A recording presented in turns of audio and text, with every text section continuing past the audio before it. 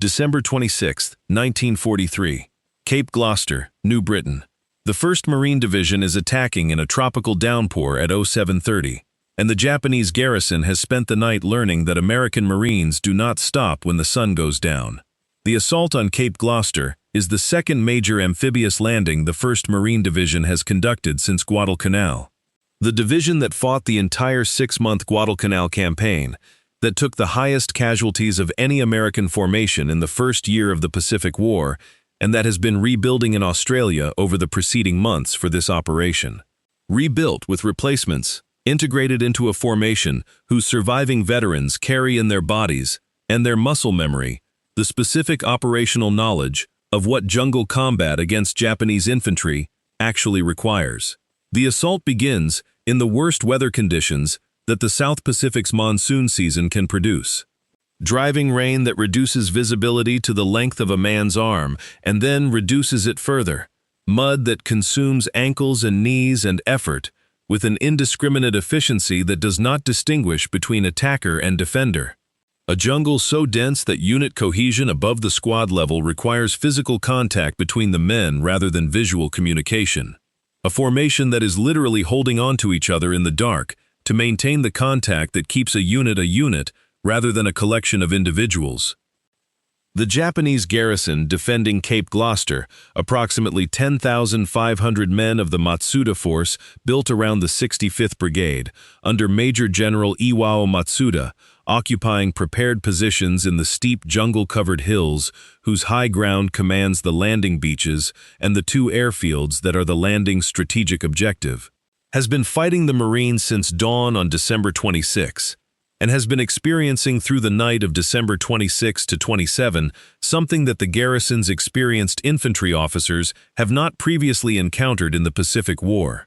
The Marines have been advancing at night, not in the specific and deliberate way of a planned night assault with the careful preparation and timing that Japanese night attack doctrine requires, but in the opportunistic way of a force that has identified an opening and is moving through it regardless of the time, because the opening exists and the training of the men moving through it has prepared them to function in darkness well enough to exploit it. By December 27th, as the assault continues, the battle reports that Matsuda's staff officers are filing with 8th Area Army Headquarters at Rabaul describe something that 18 hours of fighting have made unmistakable. The Marines attacking Cape Gloucester are not fighting the way that Japanese infantry doctrine has learned to expect from American ground forces. They are fighting at night. They are fighting in the rain. They are fighting through terrain that Japanese defensive planning has rated as unsuitable for effective offensive action after dark, because the mud and the vegetation, and the absence of visible terrain, references that darkness and rain produce, should, by the calculation that Japanese infantry doctrine applies to this kind of ground, reduce attacking infantry to immobility or disorganization. The Marines are neither immobile nor disorganized. The battle reports that reach Rabaul across December 26th and 27th describe Marine units that have maintained tactical coherence through the night, fighting at a level that the Japanese garrison's own experienced officers find professionally difficult to explain, maintaining radio contact at the platoon level in conditions of rain and jungle that should disrupt radio communications, maintaining unit boundaries in conditions of total darkness that should cause adjacent units to lose contact, and maintaining offensive momentum toward specific objectives in conditions where the maps are of limited use because visibility is near zero and the terrain features the maps describe are invisible in the dark. What Japanese officers describe in their battle reports about Marine night fighting at Cape Gloucester and at Bougainville and at the Marshall Islands and at Saipan and at every subsequent engagement where the Marine Corps conducts night operations becomes the most consistent thread in the Japanese military's evolving professional assessment of its Pacific enemy. That the Marine Corps, alone among the military forces Japan has opposed, fights at night the way it fights in daylight, and that this specific capability, reproduced with a consistency that rules out individual excellence as the explanation, is the product of something institutional that Japanese analysis cannot identify as anything other than a fundamentally different approach to training military men for combat in darkness. To understand why Japanese officers return again and again to the Marine Corps' night fighting capability as a professionally significant characteristic, you have to understand what night fighting meant to the Japanese military in 1943 and 1944 as a strategic doctrine. The Japanese Army and Navy had invested in night operations as one of the primary asymmetric advantages available to a military that could not match American firepower in daylight combat. Night was the equalizer, the condition that reduced the effectiveness of American firepower by limiting the ability of American fire control systems to observe and target Japanese forces, that reduced the effectiveness of American air support by grounding most aircraft, and that provided the conditions under which Japanese infantry's excellence in close combat and silent approach could be applied most effectively against an opponent whose training and equipment were optimized for daylight combined arms warfare. This doctrinal investment was not irrational. It was grounded in real operational experience. Japanese night operations in China and Southeast Asia had achieved results the opposing forces had been unable to prevent. And the specific tactics of the silent approach, the coordinated infiltration, and the surprise close assault before dawn had demonstrated effectiveness against every enemy Japan had faced before the Pacific War's major island campaigns began. The Japanese Army's Night Operations Manual, refined through the China campaigns of the 1930s, prescribes a specific sequence. The reconnaissance patrol that maps the enemy's positions in daylight. The silent assembly of assault forces behind the forward edge of the enemy position after dark. The approach that uses terrain to mask movement from any listening post the enemy might have deployed. The penetration of the wire at a point identified by reconnaissance as the gap or weakness in the defensive scheme, and the close assault that follows the penetration at a speed that prevents the defending force from reorganizing its response before the assault has reached its objective. The sequence works against defenders who have not been trained to respond to it, because the specific conditions it exploits, the disorganization of command and communication that darkness imposes, the inability of individual defensive positions to understand the tactical situation beyond their immediate front, the shock effect of close assault in darkness on soldiers whose training has not prepared them for exactly this scenario are real and have been demonstrated to be exploitable, provided the attacking force has been trained to execute the sequence with the specific discipline and silence it requires. The Japanese Army had trained for this. It had validated the training in operations. It had every reason to believe it would continue to work in the Pacific. What it encountered in the Marine Corps' night defensive behavior was a defending force that had, through a different training path and a different institutional investment, arrived at the ability to function in exactly the conditions the sequence was designed to exploit, and that therefore could not be exploited by it. The Japanese military's investment in night operations was genuine and systematic. Soldiers trained in light discipline, in silent movement, in the use of terrain features for navigation in darkness, in the specific communication techniques that allow unit coordination without the voice commands that darkness makes risky. These skills were real. The training that produced them was serious and sustained. And when Japanese units employing these skills encountered the Marine Corps conducting its own night operations, not defending against Japanese night attack, but actively attacking through the dark, the encounter produced, in the battle reports that survive, a consistent and professionally significant response. We are doing the thing we have trained to do in darkness, and they are doing it better.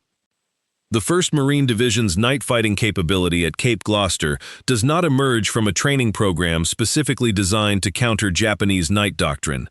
It emerges from the specific Marine Corps institutional approach to infantry training that emphasizes small unit initiative and individual tactical competence as primary combat requirements. Applied to the conditions the Pacific War's jungle campaigns produce, a Marine platoon leader in 1943 has been trained to maintain his platoon's cohesion and continue its assigned mission in the absence of communication with his company commander, in the absence of visual contact with adjacent platoons, and in the absence of any terrain reference except the compass bearing his training has made automatic and the map coordinates he has memorized before darkness falls. This training is not specific to night operations. It is the baseline competency Marine Corps infantry training requires, applied to conditions that make baseline competency appear extraordinary. The conditions of the Pacific jungle at night in a tropical rainstorm, where the darkness is complete, where every step must be tested before weight is committed to it, where the noise of rain and jungle makes sound discipline both more important and more difficult, and where the physical and psychological stress of moving through these conditions for hours before making contact with an enemy position produces exhaustion, sensory overload, and the specific disorientation of extended movement in total darkness that Japanese assault doctrine is designed to exploit. The Marine platoon leader who maintains his unit's cohesion and its objective in these conditions is not doing something that requires extraordinary individual talent. He is doing what his training has prepared him to do in conditions his training has not specifically simulated, but that his training's general competency standard has prepared him to manage. The Japanese garrison commander watching the tactical results of this preparation, receiving battle reports that describe Marine platoons arriving at their objectives through the jungle darkness with their units intact and their tactical missions executable, is watching the output of an institution whose training investment he has no direct knowledge of and whose specific content he cannot infer from the operational results alone. This is not a specialized night fighting skill. It is the general infantry competence Marine Corps training produces, applied to the conditions of the Cape Gloucester jungle at 2300 hours in a tropical rainstorm. November 1, 1943. The 3rd Marine Division lands on Bougainville Island, Solomon Islands.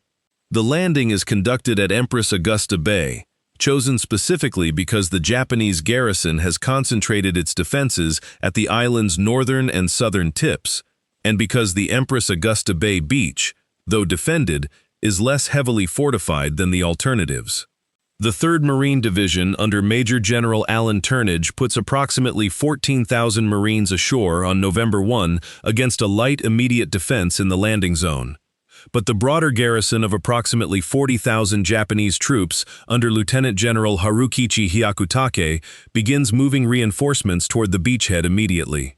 What follows across the days and nights of November 1943 is a campaign in which the Marine Corps must establish and hold a perimeter on an island where the bulk of the Japanese garrison has not yet been engaged, in terrain so difficult that the perimeter itself defines the operational objective rather than any specific terrain feature inland.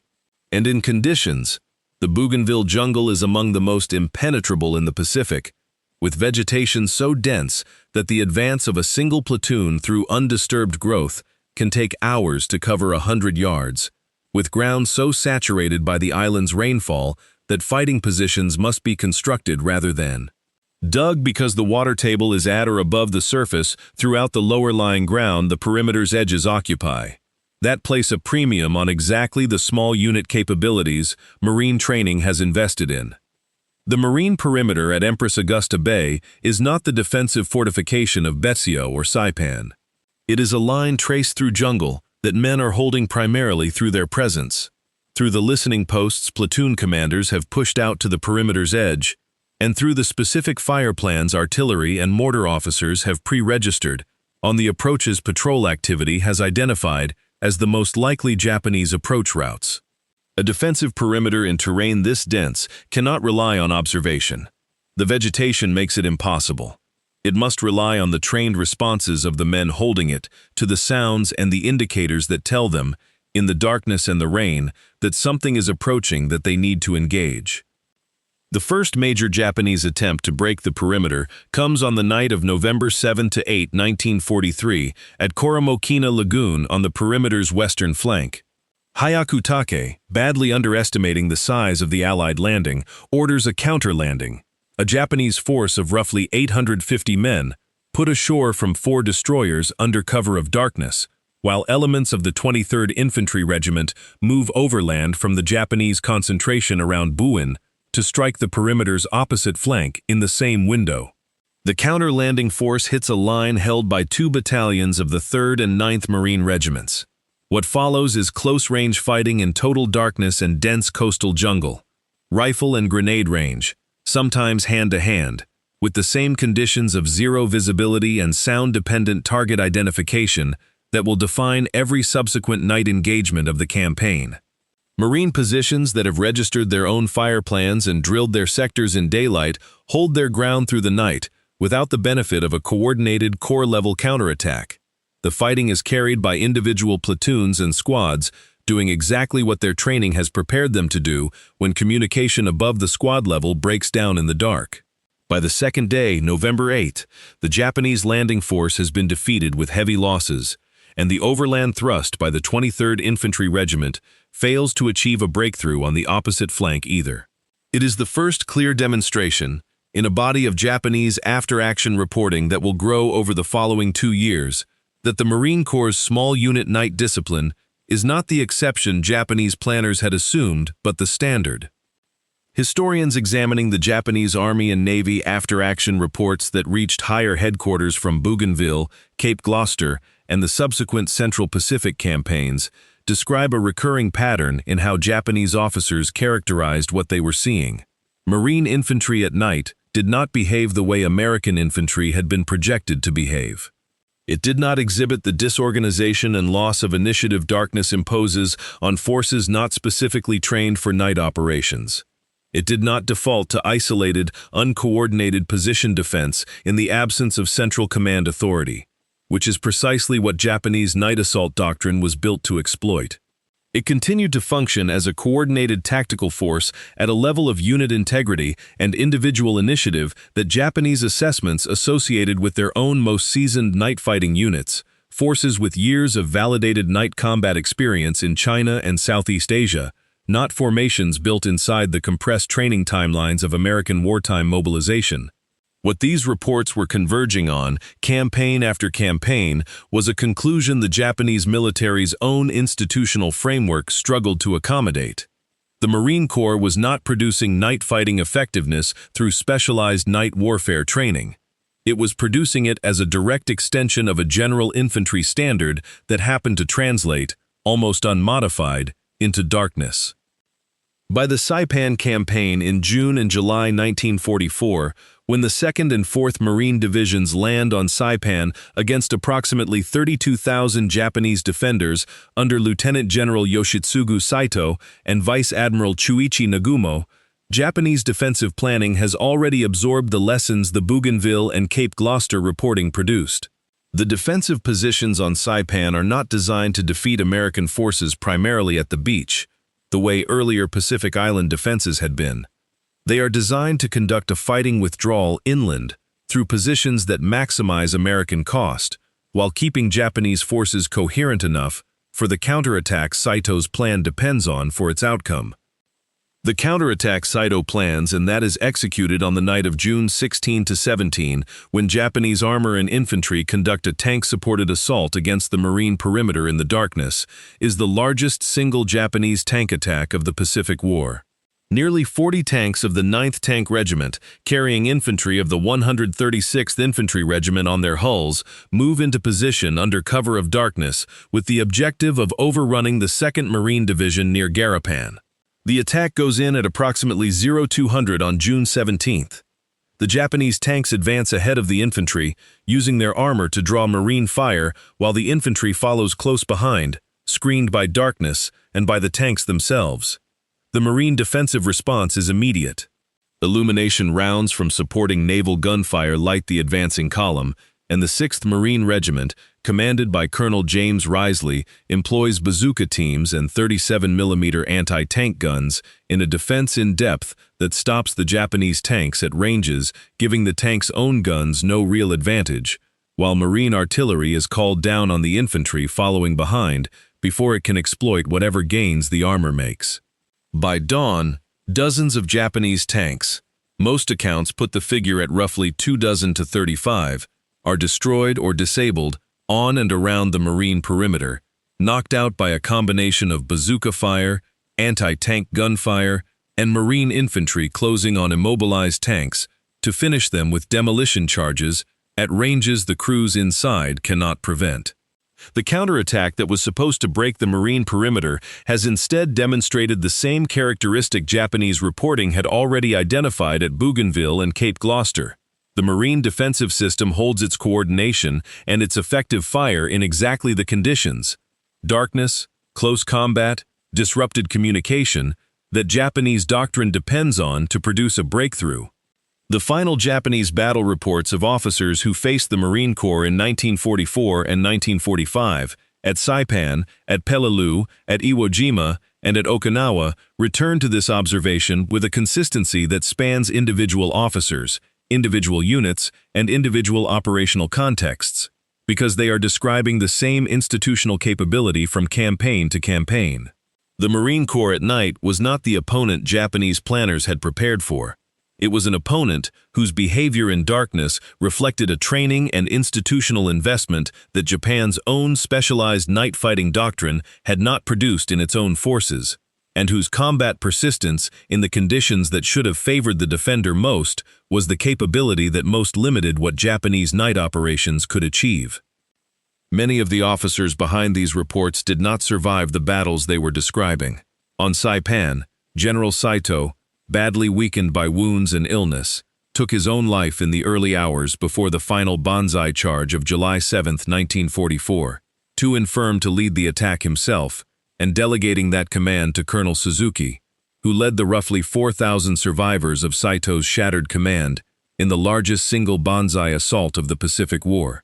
On Peleliu, Colonel Kunio Nakagawa's tunnel-based defense of the island's coral ridges, which produced the costliest battle per capita in Marine Corps history, continued into late November 1944, with his command reduced to a fraction of its original strength, before organized resistance ended. On Iwo Jima, General Tadamichi Kuribayashi directed his tunnel-based defense until the final Japanese assault of March 25 to 26, 1945.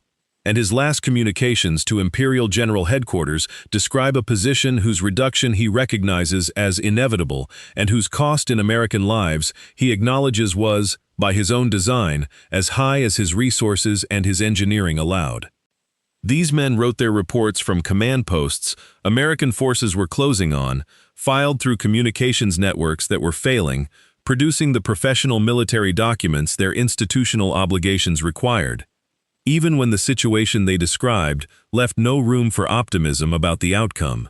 What survives of their assessments is the honest professional record of officers who understood, from direct operational experience, exactly what they were facing.